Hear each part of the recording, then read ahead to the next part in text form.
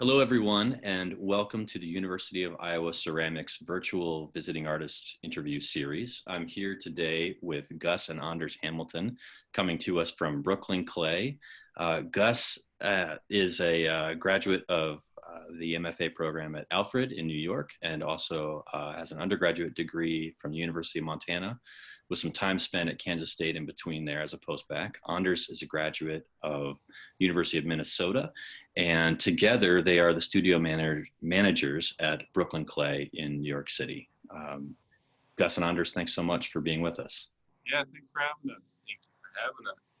You're very welcome. I was wondering if you might start just by telling us a little bit about how you both got involved in clay. Yeah, so I got into ceramics first. So we're brothers. I should have said that. And uh, we're like about a year and a half apart age-wise, and so I was 2 years ahead of Anders in school. And I got into ceramics when I was like a sophomore in high school, I think. And it was like I was just a really average student, like slightly below average student, and like not athletic really or anything like that. And I took a ceramics class, and it just like sort of made sense. Yeah. And we had a really great teacher, this guy Peter Glasheen, who just like was really encouraging and like got a lot of students, like just really kept students interested, and like Yeah. So then at that point I just kind of like kept taking classes, and then like and I was like lucky to see what he was doing. Like I didn't get serious about ceramics until like late in high school, because I got to see Gus go to the University of Montana, and then I was still in high school for another 2 years. But when it like really cemented was like when I got to go visit him at the University of Montana and see. Right.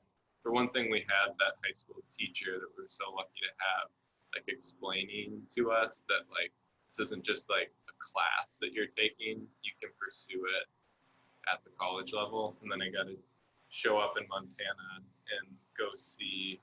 Yeah, like Julia Galloway was like our hero too, and Yeah. And then it was just like all of a sudden they were just my teachers, which was so cool. Yeah. And then it was just sort of like from that point on, just like ceramics all the time, kind of.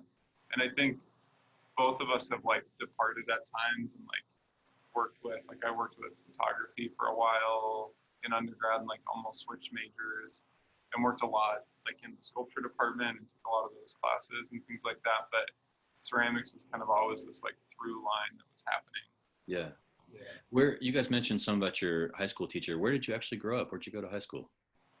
Fargo, North Dakota. Fargo, North Dakota. Yeah, very cool. Fargo South High School, which like small town. I mean, like small town, big town, like but 100,000. Yeah, but the art teachers there were so good that like there was another set of brothers that actually like came out of there and both do ceramics, Zach and Adam Holinsky, who are our parents. Yeah, right.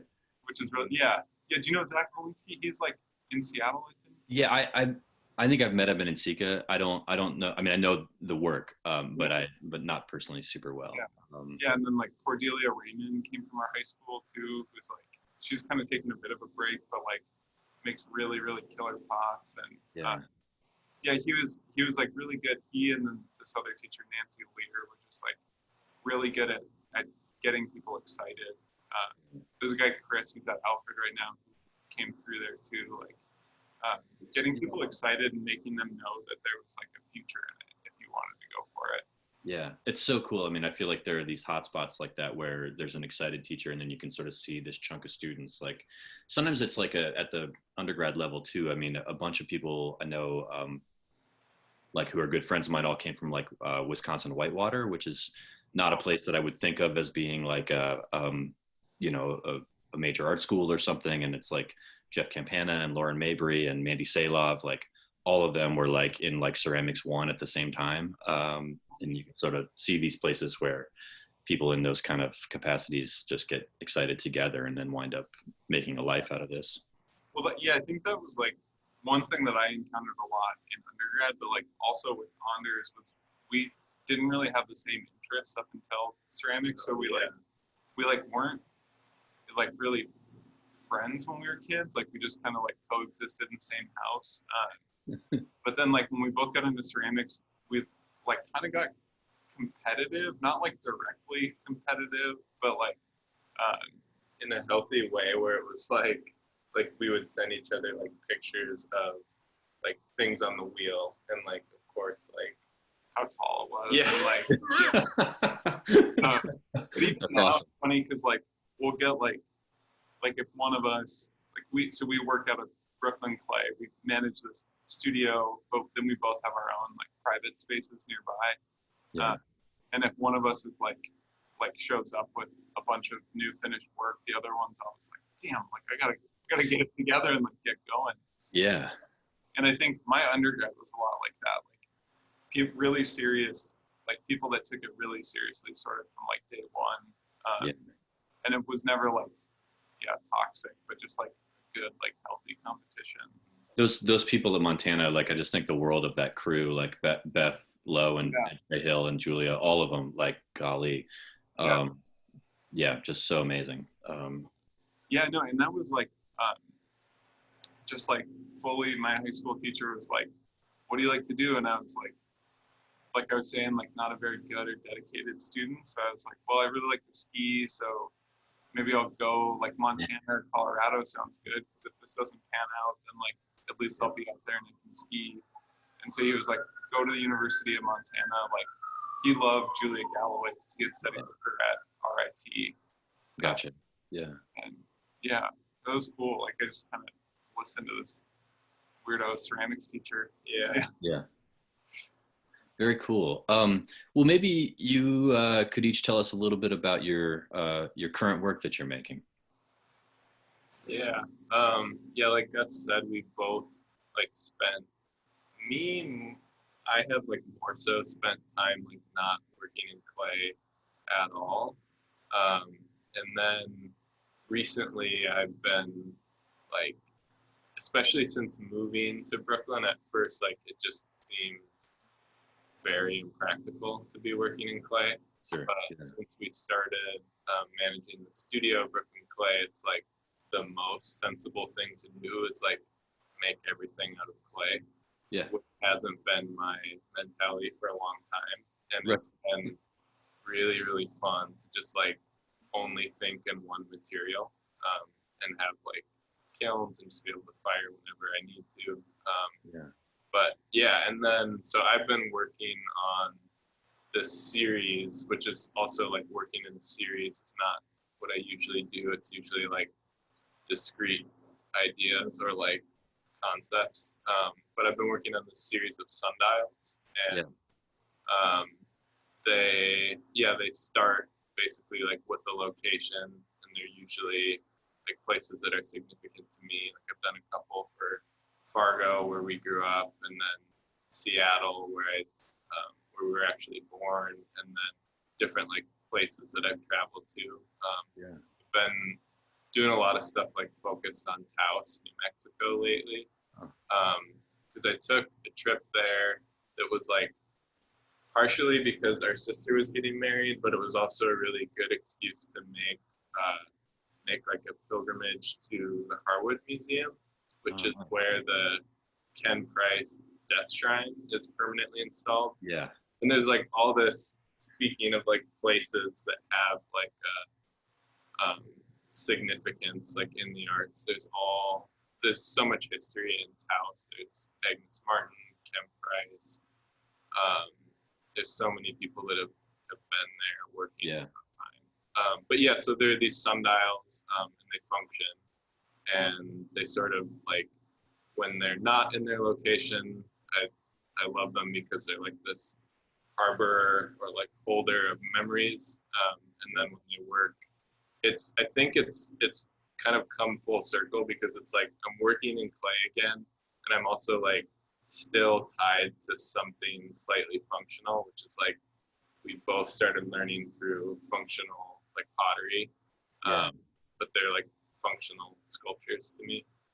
I love the idea of a sort of not often thought of functional ceramics application. Like sundial is it's such a cool object. I mean, I feel like as a kid, I first became acquainted with that concept as this sort of mysterious way of keeping track of time.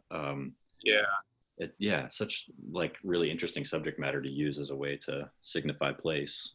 yeah, they are really weird. Like our neighbor had one growing up, which is like the first time I encountered one, Yeah, and they're so strange, and they're also like the history of them is really interesting, but then also the ones that just exist in like the gardening aisle at Home Depot are really interesting, like yeah, gazing balls and stuff. They can be like super hokey, and they've sort of like I've started getting really interested in like that genre of craft because I'm like spending so much time like in clay is like, of course I've studied the craft of pottery for a long time, yeah, but seeing weird like garden art is like the genre that I'm now like getting obsessed with, and like yeah.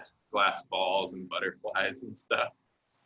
On that subject, this is a bit of an aside, but like I'm not going to ask to like out anybody here, but there's an Instagram account, Fake Rocks. Yeah, I don't know who it is, but I love it. yeah. I It's went to garden. grad school with fake rocks. Okay, yes, and I can tell by the people that like the post, and I've seen that. I think you guys I like. think you know who. I feel like you know who the fake rocks. I don't actually know. I don't need to know. It's kind of cool to not know, Yeah, but I can tell that it is a person associated with ceramics people based on the other folks that like the post, and so garden art makes me think of that Yeah, of that Instagram. I think they're all fake yeah, rocks. Yeah, very cool. yeah. So I'm mostly been making these like ceramic paintings lately. For like the past couple of years, which was uh, I kind of started on them when I was in graduate school, and they're like these sort of self-reflecting paintings and sculptures that started with these like bookend series. The same thing, like Yeah, trying to find a way to make sculpture that has some tie to function, sort of as like an excuse for it to exist. And then there's like this repetitive motion of like inserting these objects in the background of other pieces. And that was sort of where it started. And then it sort of like meandered a little bit. And more recently, it's like kind of really fallen into this like format of either like side table, which is like the newer work, or the panel, which are these like tiles that are like that big. yeah, yeah, The funniest thing that like happened within that. I mean, now you're working on a lot more like the tables and chairs and stuff. But your transition from like sculpture to or mixed media to painting, like Gus had a show like a year ago where everything hung on the wall, and seeing how awkward he was and uncomfortable just looking at it, he like was trying to put sculptures that Yeah, I didn't need to be there. kept talking to the.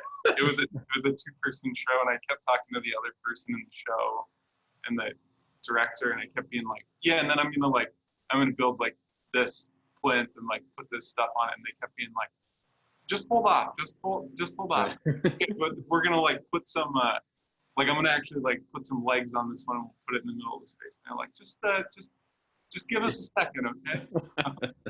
You're like just denying that you're kind of a painter. Yeah. Well, I had like a really rough crit in grad school where I like tried to become a painter, and my advisor at the time told me that she thought it was a novel idea that I thought I could become a painter.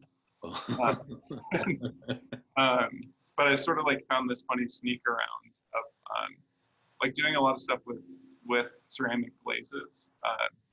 And yeah, it was funny to move to New York and have my work become like more ceramic than it's ever been, because it is like it's a pretty tricky place to really work with clay. Like kiln space is really limited and like incredibly expensive.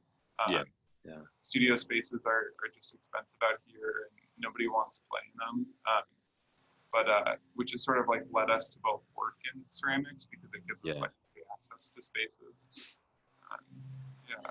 Yeah, I mean, I feel like your work is nicely situated in this way that, like, I can tell when I see it that it's like you clearly have a ton of technical skills that you're working with, but it's not like about that at all. It's like you're able to do these like pretty smart portrayals of things with minimal sort of technical, like visual technical virtuosity. But I know, you know, with the experience that I have, that like the stuff you're doing is not easy to do.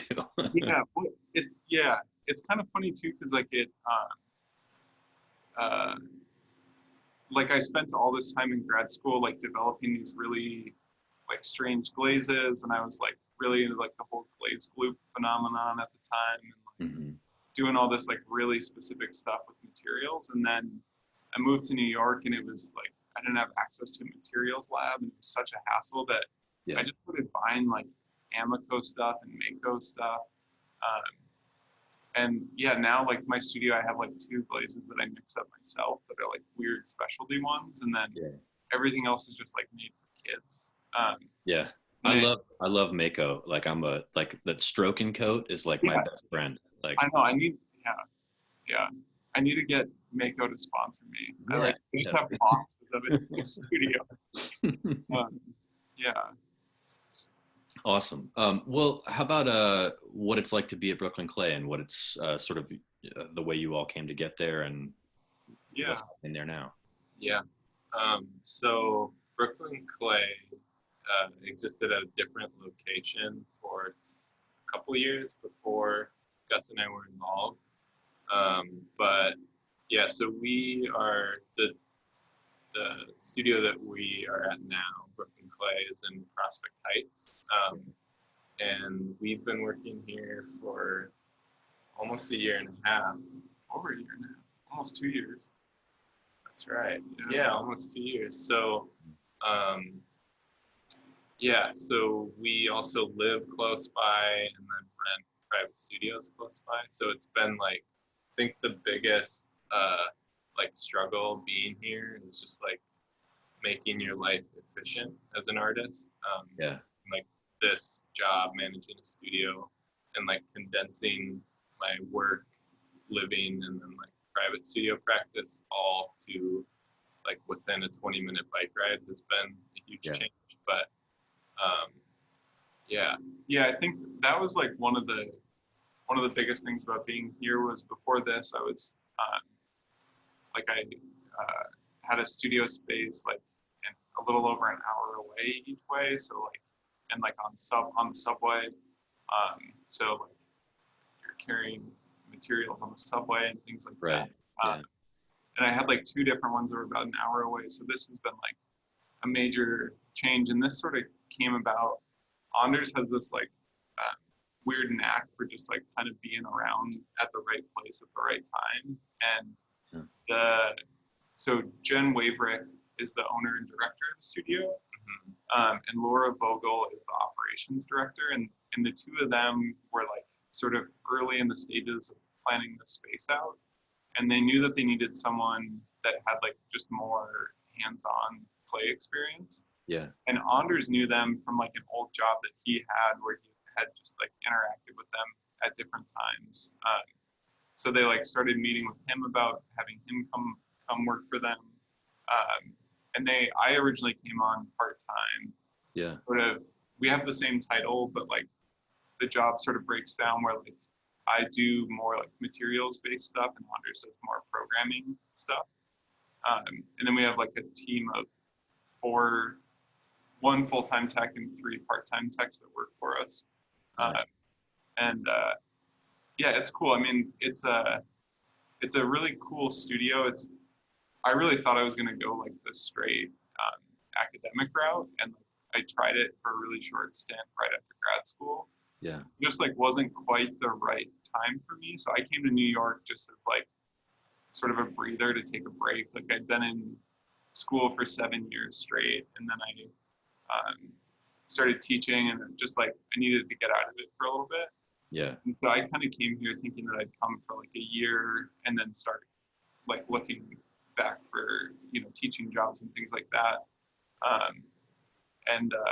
Yeah, and we've sort of like fallen into this just like really fortunate position where Jen, who owns the studio, is kind of just like up for anything that we're interested in. So through like the studio, we have like a decent number of like visiting artists sort of come through and things like that and do workshops. We're like a little limited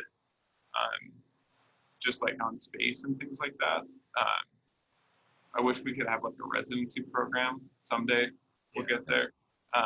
But we also have like a small like tableware, like dinnerware line, which is really cool. Nice. And we're like developing some of these like just like other pieces of furniture, and it's like it's like a cool. It's the first time that I've ever had a job where I can like kind of make it whatever I want it to be.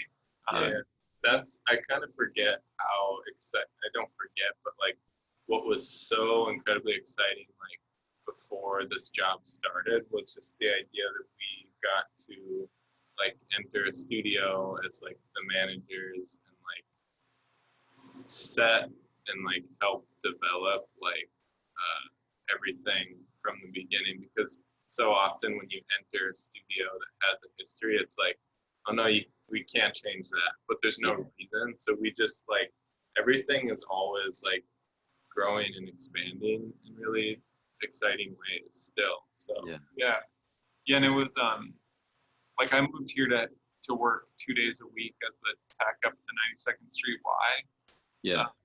Which like I love, and I still teach up there. Like I love that studio so much, and the community up there. But like Anders is saying, it's really cool to essentially be like at the start of it and get to like define a space. And sort of like set the attitude almost for the space, and it's we really like Anders was at the right place at the right time, and I was just like fortunate enough to be his brother. For once, I felt like I could finally pay it forward a little bit. The little brother triumphs with the opportunity. I also have a little brother, and I'm frequently like, enjoying when there are things that he brings forth that I benefit from. So it's exciting. And it's what you all are doing there is really visible. I mean, I feel like the past couple of years, especially, like I'm starting to see like, people coming out of there and events happening there. And like recently the sort of Instagram and Zoom, like studio visits you've been doing have been like all over the place. And that's really great to see. So, well, that's good to hear that you're, it's kind of, I think like so before we started recording this and stuff, we were talking a little bit about like how ceramics has changed, and it's become like a sort of a popular pastime and also just a popular material for artists to work with. So like Jen, sort of who owns the studio, like really had this idea of trying to have a place that could like work really well for people that were, wanted to take a class to like decompress after work, and people that like all the way up to like people that are like serious artists that only work with clay, and people that are serious artists that occasionally work with clay. And it's been like really cool and exciting to have like a team of people that comes from different backgrounds and can kind of like be nimble. And again, like it's a really small team, and we don't, it's not a nonprofit. There's no like board or anything. It's really cool to just like we can just call our boss and be like, hey, we want to try this. No, that's awesome. And is it so I haven't actually been to the studio space, but is it essentially like community students mostly, and then people like gradually like eventually getting more individualized spaces? Is that kind of how it works? Or I guess I'm wondering about the structure of the people that are working there. So we have over 25 classes, and that's like a range of like beginning, intermediate, advanced, like and hand building. But for the most part, it's like majority like beginning, intermediate classes. And that's probably how most people enter the studio. And then we do have around 200 members. So there are a lot of people that are here, like very experienced and just renting space to make and firework. And that's something that like I didn't work in any community studios before before coming to New York. I was just familiar with like the academic model, but like being in a city like this, in a studio like this, has been really great because we do have some really exceptional like people renting space and like firing work here that are doing really incredible stuff.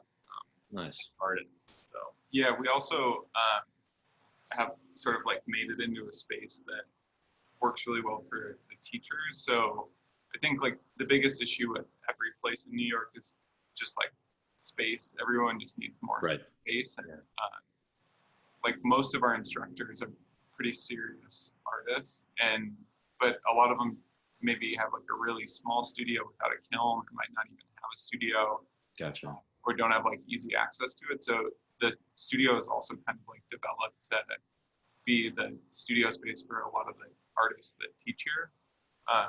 And so it's kind of like there's some funny stuff here. Like we sell beer and wine, which is funny. And early on I was like, I don't know why we need to sell beer and wine, but it's great because it's like turned this place kind of into like a place to also like socialize and connect with other artists.